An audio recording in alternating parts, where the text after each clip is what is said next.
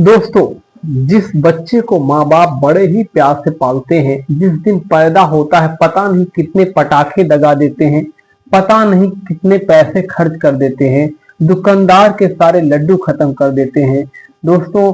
और उसके लिए क्या क्या नहीं करते हैं बच्चों के लिए अपने माँ बाप। जब तक जीते हैं मरते दम तक कुछ ना कुछ बनाना ही सोचते रहते हैं कि आज ये बना दूं, मेरे लिए बच्चे के लिए ये हो जाएगा, मैं नहीं रहा तो क्या होगा, यही होगा। दोस्तों, आज हम आपको ऐसी कहानी सुनाएंगे जिसके माँ बाप ने तो अपने बच्चे से बहुत प्यार किया। उन्होंने अपने बच्चों के लिए इतना घर, एक घर नहीं, दो घर नहीं, तीन तीन घर बना के दिए, वो भी बड़े बड़े शहरों में। लेकिन वहीं पर बच्चे ने ऐसा कुकृत्य किया जिसको सुनकर आपके रोंगटे खड़े हो जाएंगे और आपके पैरों के नीचे जमीन खिसक जाएगी। दोस्तों, उसने अपने दोनों माँ बाप को खत्म कर दिया और वहीं पर एक पत्नी भी थी, उसको भी मार दिया। तो आइए बिना देरी किए हुए कहानी की ओर आगे बढ़ते हैं। और हमारी आपसे यही रिक्वेस्ट है कि भाई साहब, दोस्त, मित्र, अगर आप लोग हमारे चैनल पर नए हैं तो आप हमारे चैनल को सब्सक्राइब जरूर कर लें और वीडियो के अंत में आप अपनी राय जरूर रखें। तो बिना देरी किए हुए आपको हम कहानी की ओर लेके चलते हैं। ये कहानी है, जिला पड़ता है बांकुड़ा और पश्चिमी बंगाल की। दोस्तों, वहीं पर एक उदयन दास नाम का लड़का था और एक लड़की का नाम था, उसका नाम था आकांक्षा, जिसकी उम्र लगभग 26 साल रही होगी। दोस्तों, अब इनका क्या कनेक्शन है क्या नहीं है, आप लगातार हमारे वीडियो में बने रहें। अंत तक हम आपको इस वीडियो में पूरी डिटेल के बारे में बताएंगे और कहानी एकदम सच्ची है। और अगर आपको अच्छी लगे तो आप एक लाइक जरूर कर देना। दोस्तों, जो उदयन दास था वो बहुत ही अय्याश किस्म का इंसान था। उसकी बहुत सारी, उसने लड़कियों से अवैध संबंध बना रखे थे। वो सबके संपर्क में रहता था। रीजन क्या था, उसका कारण क्या था? क्योंकि उसके पास पैसा बहुत था। उसके पास पैसा कहां से आया? क्योंकि उसके पिताजी जो थे वो बैंक में मैनेजर थे, मैनेजर के पद पे तैनात थे। उन्होंने बहुत सारा पैसा कमाया था और उनका एक ही लड़का था, उसका नाम था उदयन दास। उदयन दास दोस्तों पढ़ने में बहुत ही कमजोर था। उसके माँ बाप उसको डांटते रहते थे। तो वो क्या करता था, पढ़ने जाता तो था लेकिन पढ़ाई नहीं करता था, बाहर ही घूमता रहता था। दोस्तों, एक बार की बात है, वो अपने घर में था। घर में एक बार वो फेसबुक चलाता था। फेसबुक चलाते चलाते उसकी मुलाकात एक लड़की से हुई जिसका नाम था आकांक्षा, जो कि पश्चिम बंगाल के रहने वाली थी, जिसके पिता का नाम शिवेंद्र था।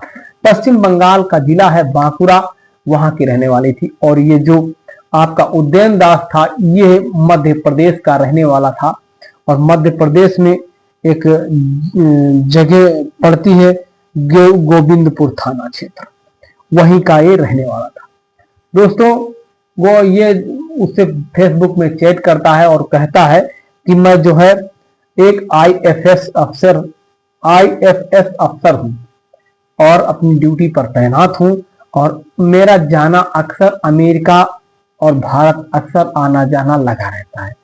और मेरे पिताजी जो है बीके दास, वो रिटायरमेंट है और वो खुद की फैक्ट्री चलाते हैं। दोस्तों, ये सब बातें वो अक्सर तुमने देखा होगा, जितनी भी फेसबुक और वह सोशल मीडिया सिस्टम पर अक्सर फेक बातें लोग कर करके लड़कियों को फंसा लेते हैं। ठीक ऐसा ही हुआ दोस्तों, जब उसने ऐसी सारी बातें आकांक्षा के सामने प्रस्तुत की, बताई, तो आकांक्षा भी उसकी बातों में फंस गई। उसने कहा, मैं जैसा चाहती थी ये तो वैसा ही लड़का है।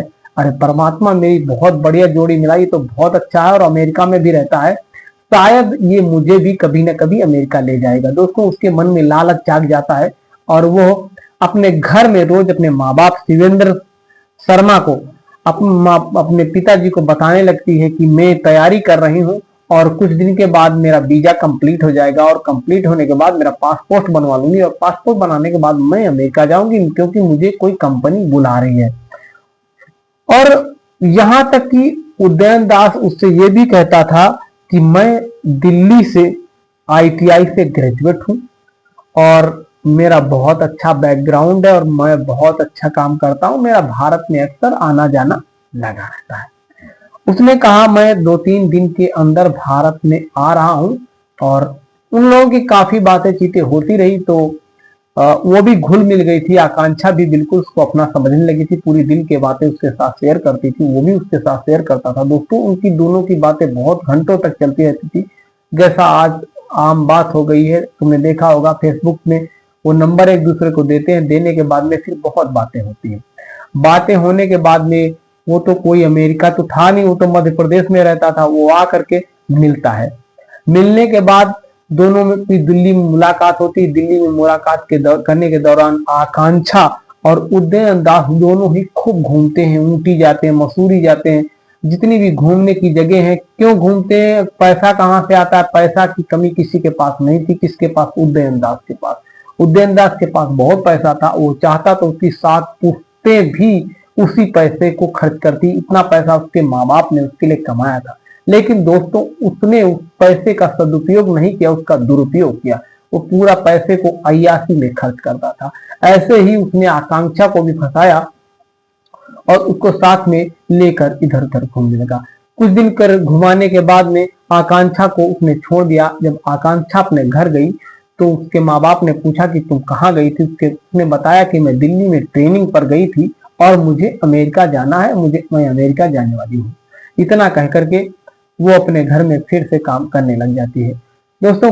और उधर उदयन दास कहता है कि अब मैं जा रहा हूं अमेरिका, क्योंकि मेरी कल अमेरिका की फ्लाइट है। दोस्तों वो अमेरिका ना जाकर मध्य प्रदेश वापस चला जाता, क्योंकि अमेरिका में अगर रहता होता तब तो जाता। वो तो अमेरिका में रहता नहीं था, वो तो मध्य प्रदेश में रहता था।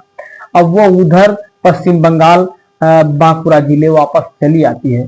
दोस्तों कुछ दिन के बाद में जो है वो लड़की की बातें चीतें और भी बढ़िया हो जाती हैं, क्योंकि अब दोनों का मेल जोल अच्छा बन चुका था। बहुत बातें करती है। बातें करते करते एक दिन वो कहता है कि अब हमारा मन जो है अमेरिका में नहीं लग रहा, अब मैं गांव में ही आऊंगी और गांव में रहूंगी।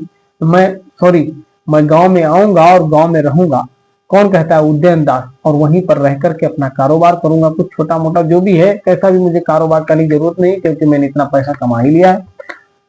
तो ये सुनकर के आकांक्षा की उम्मीदों पर पानी फिर जाता है। आकांक्षा सोचती है कि मैंने उम्मीद लगाई थी कि अमेरिका घूमूंगी, लेकिन वो अमेरिका में जब वो रहे हैं तो कभी ना कभी तो मौका मिलेगा मुझे भी सिंगापुर घूमने का, और मैं भी कभी ना कभी जाऊंगी। ये सोच करके वो अपने माँ बाप को झांसा देती है और कहती है मैं जा रही हूँ अमेरिका काम करने के लिए। और इतना कहते कहते वो उदयन दास के पास चली आती है। उदयन दास के पास जब आती है, 1-2 दिन दोनों इधर उधर घूमते हैं, फिर 2-4 दिन के बाद दोनों एक मंदिर में जाकर के शादी कर लेते हैं।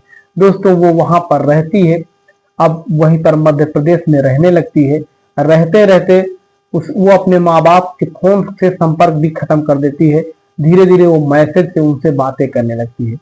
दोस्तों जब बातें करती है, कुछ दिन के बाद में बातें करना बंद कर देती है, फिर एसएमएस से बातें करने लगती है। एक दिन की बात है दोस्तों, बांकुड़ा क्राइम जो है ना, वो उदयन दास जो था वो शाम के समय बैठा हुआ था। अब उसकी उदयन दास की काफी बातें आकांक्षा को भी मालूम हो चुकी थी। अब वो अपने आप में बहुत पछतावा कर रही थी कि हे परमात्मा, मैं कहाँ फंस गई, मैंने तो बड़ा बुरा कर डाला। ऐसे ही कुछ ऐसी बातें थी जो अब वो समझ चुकी थी कि ये तो एक नंबर का शराबी है और एक नंबर का बेकार इंसान है, अब मैं क्या करूं।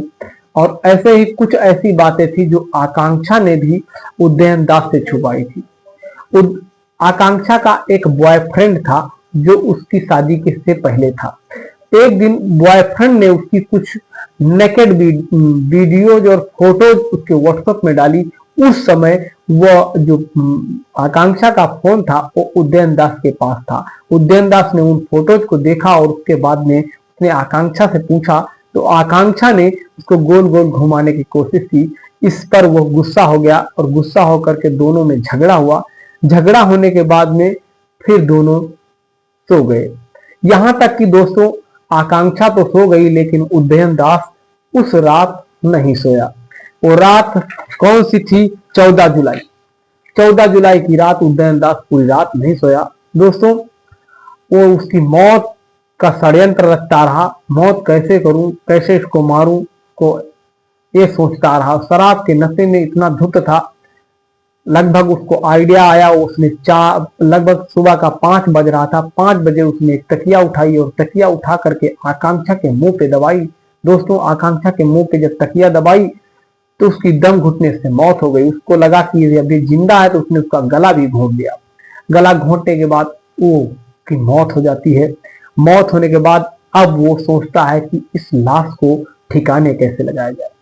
सुबह होते होते वो पड़ोस की एक दुकान में, जो सीमेंट की दुकान थी, उसको फोन करता है। वहां से 14 बोरियां सीमेंट की मंगाता है और मंगाने के बाद में वहीं पर जो है ना एक बक्सा होता है, टूटा फूटा पड़ा होता है, उसी में तोड़ मरोड़ कर उस लड़की की लाश को, जिसका नाम आकांक्षा होता है, उसको भर देता है, यानी कि जो उसकी पत्नी होती है, जिसके साथ वो शादी कर रखा होता है।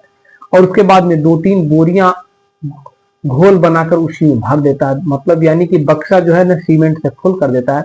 उसके बाद में एक सुबह सुबह एक मजदूर को बुलाता है, जिसको इसका पैसा देता है और कहता है कि तुम यहाँ पर आकर के गड्ढा खोद दो।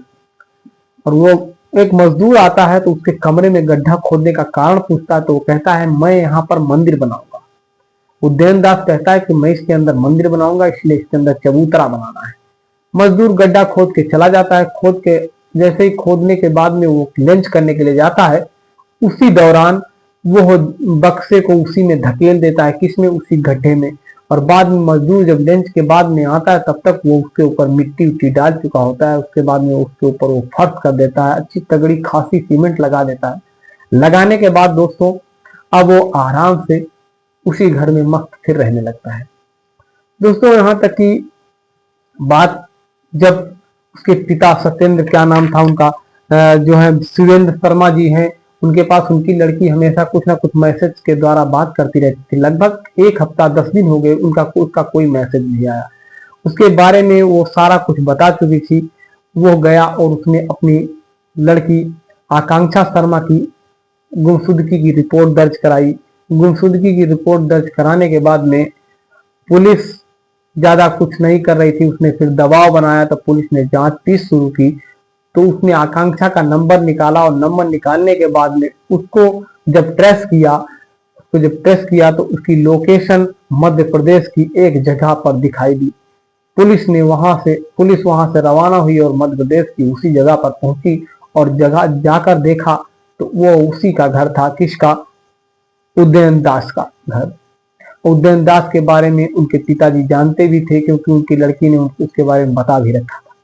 दोस्तों, जब गए तो उदयन दास मौके पर ही मिल जाता है। उदयन दास से पूछताछ करते हैं तो उदयन दास घुमाता फिराता है, कोई सच बात नहीं बताता है। दोस्तों, कुछ देर के बाद में उदयन दास एकदम फिल्मी अंदाज में कहता है कि भाई मैंने ही आकांक्षा को मारा है और आकांक्षा इसी कमरे के अंदर दफना है, जिसमें टाइल पत्थर लगा हुआ इसी के अंदर दफना है। ऐसा सुनते ही पुलिस के रोंगटे खड़े हो जाते हैं, पैरों के नीचे जमीन खिसक जाती है। दोस्तों, पुलिस सरप्राइज हो जाती है, उसके माँ बाप भी सरप्राइज हो जाते हैं। दोस्तों, अचानक फिर मजदूरों को बुलाया जाता है। मजदूरों को बुलाने के बाद में उसको खुदाई की जाती है, लेकिन खुदाई नहीं कर पाते हैं मजदूर, क्योंकि इतनी मजबूत उसकी चुनाई की गई थी। दोस्तों, उसके बाद में जेसीबी बुलाई जाती है। जेसीबी में बुलाने के बाद में उसमें से एक बक्सा निकलता है। उस बक्से को खोला जाता है तो उसमें सीमेंट को तोड़ा जाता है। उसके बाद में उसमें से एक लाश निकलती। लाश नहीं, उसमें कुछ हड्डियां होती हैं जो कि बहुत बदबू कर रही होती हैं। लगभग 2 महीने की बात हो चुकी थी। उसके बाद में उसको पोस्टमार्टम के लिए भेजने के बाद में उसको फिर डीएनए के लिए भेज दिया जाता है। दोस्तों, बात यहीं तक नहीं रुकती है। पुलिस को बार बार सारी पूछताछ करती है तो वो खुलकर नहीं बताता। उसके बाद में एक दिन दबाव डालकर 3rd डिग्री का इस्तेमाल करती है और पूछती है तुम्हारे माँ बाप कहाँ गए। जब 3rd डिग्री का दबाव पड़ता है उसके ऊपर तो बता देता है कि दूसरा जो घर हमारा बना हुआ है उसमें मैंने अपने माँ बाप को दफना दिया था। दोस्तों, उसने पूछा तुमने माँ बाप को क्यों दफनाया था? उसने कहा मैं 7वीं क्लास में जब था, 7वीं कक्षा में पढ़ता था, तभी से मेरे अंदर बहुत सारे खुराफात थे और मेरे माँ बाप मुझे अक्सर डांटते रहते थे। फिर मैं 9th में गया, फिर 10th में गया, मैं ऐसे पढ़ता रहा, मेरी खुराफातें बढ़ती गई। मैं कक्षा 10 में पढ़ता था, तब मैं अपनी जेब में कंडोम रखा करता था। दोस्तों, उसके बाद में वो बताता है पुलिस वालों की कि जो मेरे पिताजी थे वो अक्सर मुझे डांटा करते थे पढ़ने लिखने को लेकर। इसीलिए एक दिन पिताजी बाजार में चिकन खरीदने के लिए गए हुए थे, माताजी घर में अकेले थी। दोनों मुझे उनसे बहुत नफरत हो गई थी, क्योंकि वो मुझे पढ़ने के लिए बहुत डांटते थे। और इसीलिए मैंने माताजी को पिताजी के आने से पहले ही माताजी को जान से मार दिया। फिर उसके बाद में जब पिताजी आए तो मैंने चाय बनाई, और चाय बनाने के बाद में पिताजी को उसमें नींद की गोलियां डालकर पिला दिया, और पिताजी नींद आ गई। फिर उनको भी मैंने मार दिया। मारने के बाद मैंने एक गड्ढा मजदूरों को बुलवाकर एक गड्ढा खुदवाया, और गड्ढा खुदवाने के बाद में उसी में पिताजी को दफन करा दिया। पुलिस जब ऐन मौके पर पहुंचती है, उसको साथ में लेकर के वहां पर खुदाई की जाती है। दोस्तों, खुदाई के बाद में वहां पर दोनों कंकाल निकलते हैं। कंकाल निकलने के बाद में पता लगता है पुलिस वालों को, उनसे पूछता है कितने साल पहले तुमने इनको मारा था। वो लड़का जो उदयन दास था वो कहता है मैंने अपने माता पिता को 5 साल पहले मारा था। और वो इतनी शातिर किस्म का लड़का था, उनके डुप्लीकेट कागजात बनवा करके उनकी खेत, उनकी जायदाद, उनका सारा कुछ, उनके पैसे, नकदी सब अपने नाम करा लेता है, और फिर अय्याशी की जिंदगी जीना शुरू कर देता है। दोस्तों, वो हबस का इतना बड़ा शिकार हो जाता, हमेशा नशे में धुत रहता था। दोस्तों, उसके बाद में उसको पुलिस पकड़ के ले जाती है और मजिस्ट्रेट के सामने पेश करती है। पेश करने के बाद मजिस्ट्रेट को 302 की धारा के तहत और अन्य कई धाराएं लगाकर उसको जेल भेज दिया जाता है। दोस्तों, कहानी कैसी लगी प्लीज कमेंट में आप हमें राय जरूर दें। ऐसी ही कहानी पाने के लिए नमस्कार, जय हिंद, वंदे मातरम।